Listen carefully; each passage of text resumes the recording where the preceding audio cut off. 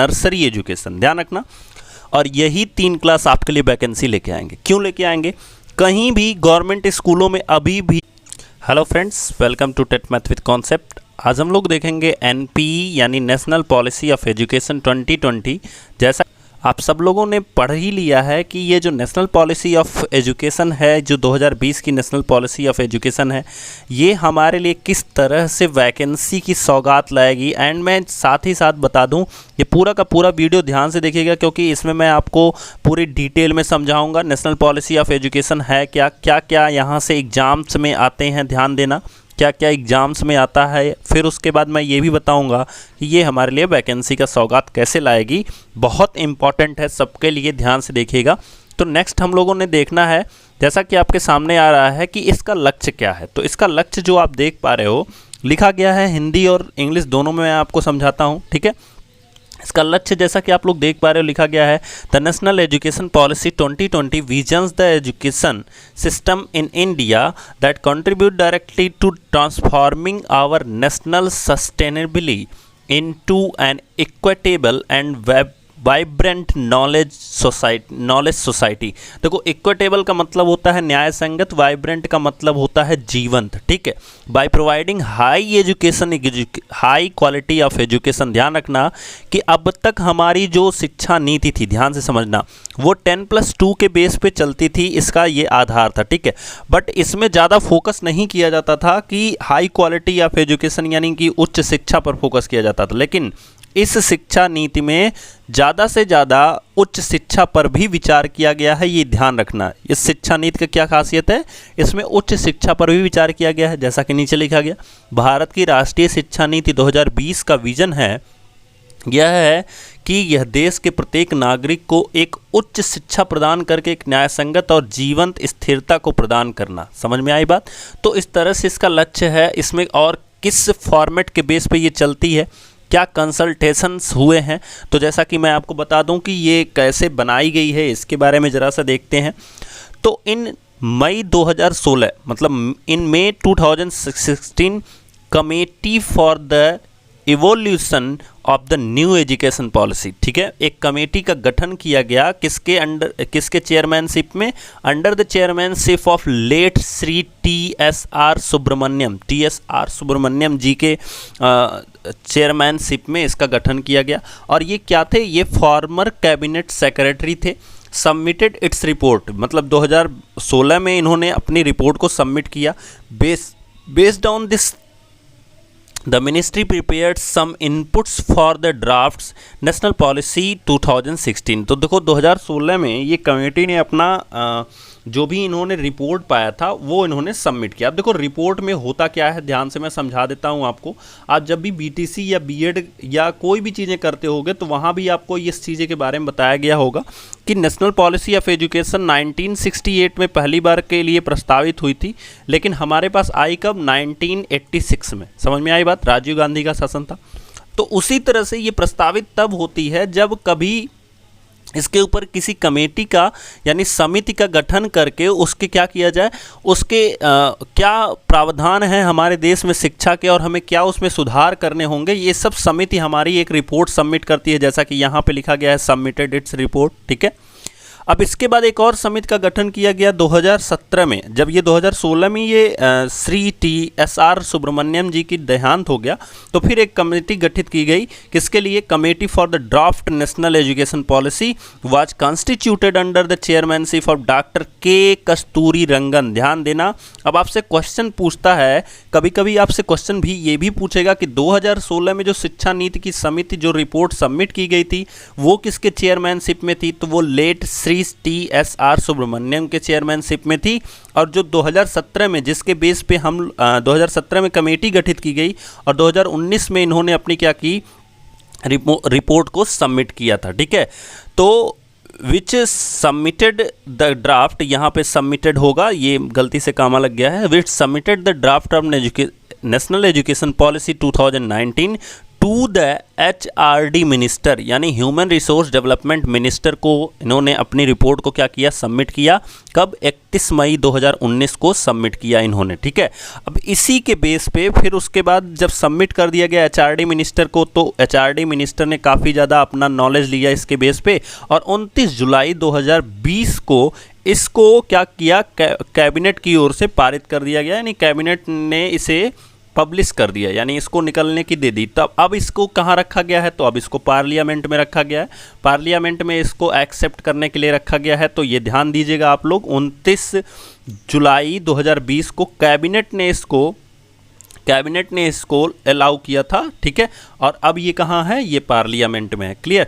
अब हम आगे देखते हैं क्या इसका कह सकते हो स्कूल एजुकेशन ऑफ स्ट्रक्चर क्या है। तो जब से सबसे पहले हमारे पास क्या हुआ करता था, 10+2 स्ट्रक्चर इज नाउ रिप्लेस्ड 5+3+3+4। अब ये सारे का मतलब मैं आपको बताता हूँ, और यहीं से वो गुड न्यूज़ निकल के आती है कि कैसे हमें वैकेंसी की सौगात मिलने वाली है, ये ध्यान दीजिएगा, ठीक है।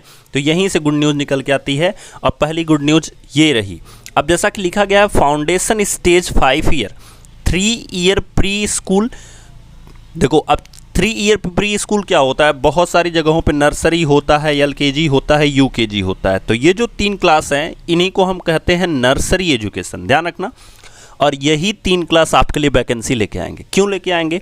कहीं भी गवर्नमेंट स्कूलों में अभी भी प्री प्राइमरी के जो क्लासेस हैं उनको अभी नहीं बनाया गया है, और इस एजुकेशन पॉलिसी में ये प्रस्ताव रखा गया है कि आपको प्री प्राइमरी क्लास को चलाना है। तो अगर सपोज करो, मैं अगर KBS की बात करूं, तो KBS में लगभग 1200 जगहें ऐसी हैं, सेंटर हैं जहां KBS है पूरे इंडिया में। मैं KBS की बात कर रहा हूं दोस्तों, जो इंडिया लेवल पे चलती है, ठीक है। अभी UP में, MP में और बिहार में अलग अलग बहुत सारे स्कूल हैं जहाँ पर ये लोग प्री प्राइमरी एजुकेशन की व्यवस्था कराएंगे। मैं सिर्फ KBS की बात कर रहा हूँ, तो सोच लेना इसका 2 से 3 गुना जो है वो हमारे अलग अलग प्रदेशों में वैकेंसियाँ आएंगी, ठीक है। तो 1200 स्कूल हैं, अगर 1200 स्कूलों में 3 क्लासेस बढ़ा दी जाए और हर एक क्लास के लिए सिर्फ एक ही टीचर रखा जाए, तो हर स्कूल में कितने टीचर रखे जाएंगे, 3 टीचर रखे जाएंगे। तो 12 कितना हो गया, 3600। तो आप ये मान के चलो 3600 तो ये हो गया, लेकिन 3 ही नहीं रखे जाते हैं और इसके 2 गुने रखे जाते हैं, क्योंकि प्री प्राइमरी में बच्चों को मैनेज करने के लिए ज़्यादा टीचर चाहिए होते हैं। एक क्लास में 2 टीचर जाते हैं कम से कम एक बार में, और इसीलिए मैं ये वैकेंसी सिर्फ KBS में 5000 प्लस की वैकेंसी आने वाली है। अब इसमें जाएगा कौन दोस्तों, तो इसमें NTT जो नर्सरी टीचर ट्रेनिंग की सर्टिफिकेट लिए होंगे वो जाएंगे, ठीक है। तो अगर आपने अभी तक नहीं लिया है तो आप लोग भी इस नर्सरी टीचर ट्रेनिंग के सर्टिफिकेट्स या कह सकते हो इसके कोर्स को आप लोग कर सकते हो, क्योंकि अगले 1 साल में सभी स्टेट्स में भी ये चीज़ें लागू हो जाएंगी। क्योंकि अभी एक जैसे ही पार्लियामेंट से निकलेगी तो उसके बाद उसका टाइम दिया जाएगा कि ये कब तक हमें शुरुआत कर देना है। तो आई होप आपको समझ में आया पहले 5 का मतलब, यानी कि 3 क्लास नर्सरी, LKG, UKG अब हर सरकारी स्कूलों में रहेगा, प्लस 3 इसमें से जब हो गया 3 साल ये, और फर्स्ट एंड सेकंड ये मिला के हमारा फाउंडेशन स्टेज कहलाएगा, जो कि कितने साल का होगा, 5 साल का होगा। और इसमें हम शिक्षा किस चीज़ की देंगे, तो स्टडी विथ गेम। हम कैसे सिखाएंगे बच्चों को, गेम के साथ बच्चों को हम सिखाना शुरू करेंगे। क्लियर हुआ? तो पहले 5 को हम किस नाम से जानेंगे, फाउंडेशन स्टेज के नाम से जानेंगे। तो अगले नेक्स्ट 3 को हम किस नाम से जानेंगे, तो प्रीपैरेटरी स्टेज के नाम से जानेंगे, जिसमें हम क्या देखेंगे, क्लास 3 से क्लास 5 तक, जिसमें basic of maths, science and EVS etcetera की हम लोग नॉलेज देंगे बच्चों को। उसके बाद हम मिडिल स्टेज, जिसमें 3 साल की है, जो 6 से 8 तक चलती है, जिसमें हम स्किल डेवलपमेंट और एक चीज़ निकाल के रखा गया है, कंप्यूटर कोडिंग विल एडेड। तो ये कंप्यूटर कोडिंग यहाँ से ऐड होगी। उसके बाद देखो दोस्तों सेकेंडरी स्टेज जो कि 4 साल का होगा, जिसमें 9 से 12 तक की शिक्षा की बात की गई है। इसमें क्या देखा जाएगा, ध्यान से बच्चों के अंदर क्या डेवलप किया जाएगा, एनालिटिकल अप्रोच यानी विश्लेषण करने के जो गुण हैं उनको डेवलप किया जाएगा।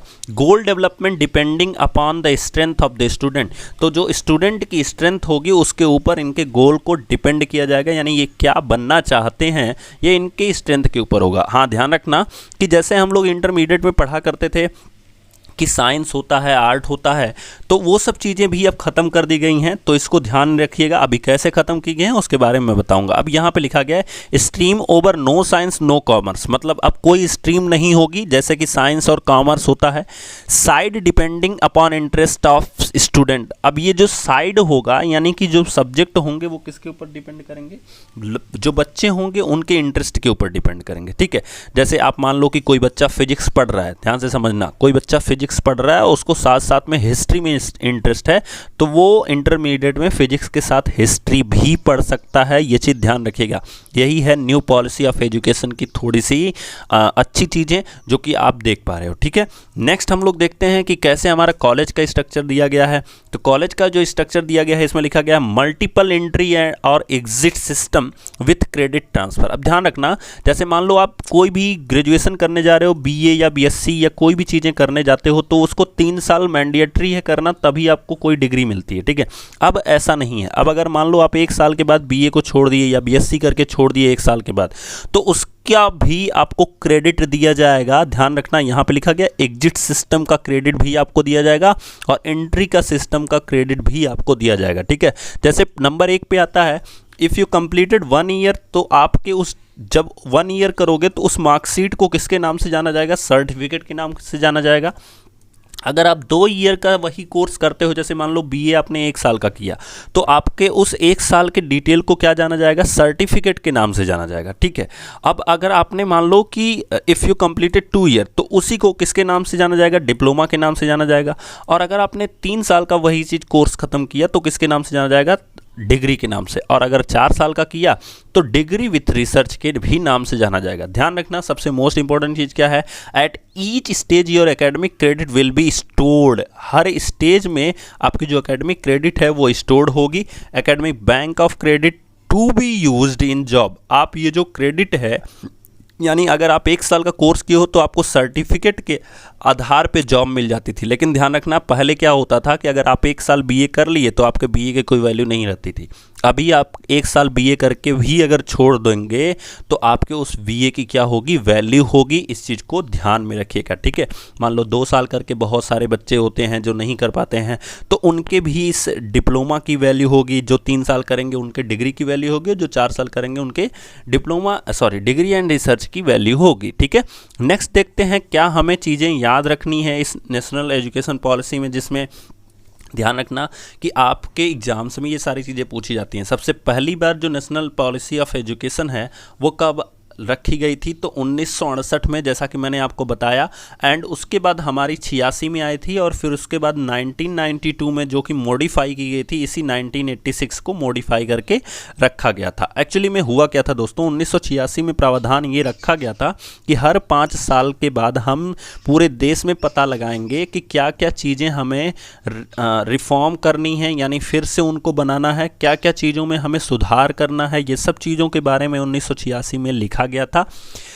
उसके बाद हम देखते हैं next, national education policy 1968 recommended by Kothari commission in 1964 and 66। तो 1964 और 66 में एक कोठारी कमीशन आया था जिसमें क्या किया गया था, 1968 के नेशनल पॉलिसी ऑफ एजुकेशन के बारे में चर्चा की गई थी। उन्होंने रिकमेंड किया था, किसने रिकमेंड किया था, कोठारी कमीशन के द्वारा। फिर लिखा गया है, अभी हम नेक्स्ट की बात कर लेते हैं। तो कैबिनेट हैज़ अप्रूव्ड, मैंने बताया था ये कैबिनेट ने अभी अप्रूव्ड किया है द नेशनल पॉलिसी 2020 ऑन 29 जुलाई 2020। मतलब जो नेशनल पॉलिसी 2020 की है वो कब अप्रूव्ड किया कैबिनेट के द्वारा, तो 29 जुलाई 2020 को। And it will be placed in parliament for acceptance. ठीक है, it will be placed in parliament for acceptance. उसके बाद हमने ये भी बताया आपको कि कैबिनेट है चेंज द नेम। देखो मोस्ट इंपॉर्टेंट चीज़ ये भी है कि कैबिनेट ने जो MHRD है यानी ministry of human resource and development, मानव विकास संसाधन मंत्रालय का जो नाम है उसको बदल के क्या कर दिया है, एजुकेशन मिनिस्ट्री यानी शिक्षा मंत्रालय रख दिया गया है। ये ध्यान रखिएगा। नेक्स्ट हमारा क्या याद करने वाली चीज़ें हैं इसमें, प्राइवेट और government school colleges in the country will have some same syllabus. ध्यान रखना कि जो गवर्नमेंट स्कूल या प्राइवेट स्कूल या कॉलेज होंगे उनके पास सेम सिलेबस होगा। And rules and for this तो जो भी सेम सिलेबस होगा और रूल्स होगा वो सब के लिए एक ही होगा। National research foundation will be establish, और इन सब चीज़ों के लिए क्या इस्टेब्लिश किया जाएगा, एक नेशनल रिसर्च फाउंडेशन यानी NRF जो है वो इस्टेब्लिश्ड किया जाएगा, ध्यान रखना। उसके बाद दिया गया है compulsion of English is removed, मतलब इंग्लिश कंपलसरी है ऐसा हटा दिया गया है। नाउ रीजनल लैंग्वेज यानी कि जो हमारी कह सकते हो कि वहाँ की क्षेत्रीय भाषा जो होगी will be used to teach student up to 5th class, मतलब 5वीं क्लास तक वहाँ की क्षेत्रीय भाषा के बारे में ही पढ़ाया जाएगा, यानी क्षेत्रीय भाषा पर अधिक फोकस किया जाएगा। अब जो टेक्स्ट बुक है वो भी किस में आएगी, आपकी अवेलेबल होगी होम या रीजनल लैंग्वेज जो होगी उसमें आपकी टेक्स्ट बुक भी अवेलेबल होगी बच्चों की। Vocational integration and coding for class 6 with student with internship, तो जो वोकेशनल इंटीग्रेशन होता है यानी कह सकते हो कि वाद विवाद जिसको आप कहते हो हिंदी में, उस सब चीज़ों को कहाँ से शुरू किया जाएगा, तो क्लास 6 से इस सब चीज़ों को शुरू किया जाएगा, ठीक है। उसके बाद दिया गया है सेमेस्टर सिस्टम एग्जाम्स इन स्कूलों में किस तरह के एग्जाम्स होंगे, सेमेस्टर सिस्टम एग्जाम्स होंगे, जैसा कि अभी बहुत जगह होता भी है, 2 महीने पे 3 महीने पे इस तरह के एग्जाम्स कराए जाएंगे स्कूलों में। और दिया गया है common entrance exam for university, ध्यान रखना मैंने आपको शुरू में ही बताया है कि इसमें उच्च शिक्षा पर काफ़ी विचार किया गया है। तो एक कॉमन एंट्रेंस एग्जाम होगा सभी यूनिवर्सिटी के लिए, जिसको कौन कराएगी, NTA नेशनल टेस्टिंग एजेंसी। और ध्यान रखना कि जो टीचर वैकेंसी के इंटरव्यू होंगे उसको भी कौन कराएगा, उसको भी NTA ही कराएगी, नेशनल टेस्टिंग एजेंसी ही कराएगी, ठीक है। अब क्या क्या यूनिवर्सिटी में कौन कौन सी यूनिवर्सिटी को छोड़ा जाएगा, एक्सेप्ट लीगल, यानी कि जो आप कह सकते हो कि जो ये LLB टाइप के कॉलेजेस होते हैं इनको छोड़ के, और मेडिकल कॉलेजेस को छोड़ के, all will be regulated by single body, तो सभी की सभी नेशनल टेस्टिंग एजेंसी के द्वारा रेगुलेट की जाएंगी, यानी उनका एग्जाम्स किसके द्वारा करवाया जाएगा, नेशनल टेस्टिंग एजेंसी के द्वारा करवाया जाएगा। नेक्स्ट हमारा क्या है, नेशनल असेसमेंट सेंटर, यानी कह सकते हो राष्ट्रीय असेसमेंट मूल्यांकन का जो सेंटर केंद्र होगा, राष्ट्रीय मूल्यांकन केंद्र होगा, उसका नाम क्या है, परख नाम है, ध्यान रखना। जो कि आप देखोगे अगर क्लास 1 से लेके 5th तक तो ये इस नाम की बुक चलाई जाती है, परख नाम की, ठीक है। उसके बाद दिया गया है special education zone will be developed in disadvantaged region, जो भी हमारे जहाँ पे हमारे रीजन्स ऐसे हैं यानी ऐसे क्षेत्र हैं जहाँ पे सुविधाएं नहीं अवेलेबल हैं, वहाँ पे स्पेशल एजुकेशन जोन डेवलप किए जाएंगे, जिससे जो बच्चे हैं यानी जो सीखने वाले हैं, प्यूपिल टीचर रेशियो यानी कि जो 6 और शिक्षक का रेशियो होगा वो कितना होगा, 1:5, यानी एक शिक्षक पे कितने बच्चे रखे जाएंगे, 25 बच्चे रखे जाएंगे। ध्यान रखना इंपॉर्टेंट चीज़ क्या है कि जहाँ पे डिसएडवांटेज है शिक्षा का, ऐसे क्षेत्रों में क्या डेवलप किया जाएगा, स्पेशल एजुकेशन जोन डेवलप किए जाएंगे, ठीक है। उसके बाद दिया गया है एक्सपेंडिचर ऑन एजुकेशन, कितना खर्चा होगा एजुकेशन पे, तो 6% ऑफ GDP ग्रोथ डेवलपमेंट, ठीक है। तो इस पर कितना खर्चा होगा, 6% का। RT एक्सटेंड किया जाएगा, देखो राइट टू एजुकेशन ये जो है ये पहले होता था 6 से 14 साल के लिए, ठीक है। अभी क्या हो गया, इसको एक्सटेंड यानी 3 साल इधर कर दिया गया है और 4 साल इधर बढ़ा दिया गया है, तो ये 3 से कहाँ हो गया है, 18 साल के लिए। 3 से 18 साल क्यों हुआ है, क्योंकि हम प्री प्राइमरी अगर पढ़ाएंगे तो नर्सरी, LKG और UKG 3 साल यहाँ लग ही जाएगा, और हम इसके पहले RT कहाँ से पढ़ते थे, क्लास 6 ईयर से लेके 14 ईयर्स तक पढ़ते थे, ठीक है। अभी कहाँ तक हम देखेंगे, 18 साल तक देखेंगे। उसके बाद दिया गया MPhil विल बी डिसकंटिन्यूड, मतलब जो MPhil हुआ करता था उसको हटा दिया गया है, डिसकंटिन्यू कर दिया गया है। 2-year BEd will be continued till 2030, जो 2 साल का BEd है वो कहाँ तक जारी रहेगा, 2030 तक जारी रखा जाएगा। NCF विल बी रिवाइज्ड, यानी NCF यानी नेशनल करिकुलम फ्रेमवर्क, राष्ट्रीय पाठचर्या रूपरेखा, जिसमें आपको ये बताया जाता है कि कोई भी पाठ या कोई भी टॉपिक आप कैसे पढ़ाओगे वो जो है वो रिवाइज्ड किया जाएगा। हाँ, टेट्स यानी कि जो टेट होते हैं, जो कि आपके UP TET, Bihar TET, MP TET, जितने भी टेट होते हैं, mandatory for teaching in pre primary to class 12, ठीक है। तो जो भी टेट है ये सबके लिए ज़रूरी हो जाएगा, किसके लिए, प्री प्राइमरी यानी नर्सरी, LKG, UKG से लेके आपको कहाँ तक ज़रूरी होगा, क्लास 12 तक। और ये टेट कितने स्टेज में कराए जाएंगे? 4 स्टेज में। तो अब जो टेट होगा वो 4 स्टेज में बटा हुआ होगा। पहले स्टेज में वो लोग टेट देंगे जो नर्सरी, एलकेजी, यूकेजी 1 और 2 को पढ़ाएंगे। दूसरे स्टेज में वो टेट देंगे जो आपके क्लास 3rd से लेकर के और 5th तक पढ़ाएंगे, ठीक है। तीसरे स्टेज में वो टेट देंगे जो 6 से लेके 8 तक पढ़ाएंगे। और चौथे स्टेज का टेट वो देंगे जो 9th से लेके कहाँ तक पढ़ाएंगे? 12 तक पढ़ाएंगे। तो इस तरह से ये 4 स्टेज भी होंगे टेट के जो आपके सामने दिए गए हैं। तो थैंक्स फॉर वॉचिंग दोस्तों, आई होप आपको समझ में आया होगा। तो रेडी फॉर वैकेंसी, बिकॉज याद रखना कि वैकेंसी आएगी ज़रूर। और याद रखना कि अगर आप बीटीसी भी कर रहे हो तो भी हो सकता है प्री प्राइमरी वालों में मौका दिया जाए। तो आपको रेडी रहना है। और अगले 3 से 4 साल, देखो एक ही साल में ये सारे काम नहीं हो जाएंगे। अभी तो पार्लियामेंट में एक्सेप्टेंस के लिए इसको भेजा गया है। जैसे ये एक्सेप्टेंस होगा तो उसके ऊपर वर्क करना जाएगा, बॉडी तैयार की जाएगी, जिससे आप कह सकते हो कि हर स्कूल में, जितने भी प्राइमरी स्कूल हैं उसमें आपके प्री प्राइमरी की व्यवस्था करने की बात की जाएगी। तो यहाँ पे टीचर्स ज़रूर से ज़रूर रखे जाएंगे और इसके लिए आपको तैयारी करते रहना है। और नेक्स्ट जैसे ही कोई न्यूज़ आती है दोस्तों मैं आपको ज़रूर से ज़रूर प्रोवाइड कराऊंगा। तब तक के लिए थैंक यू सो मच।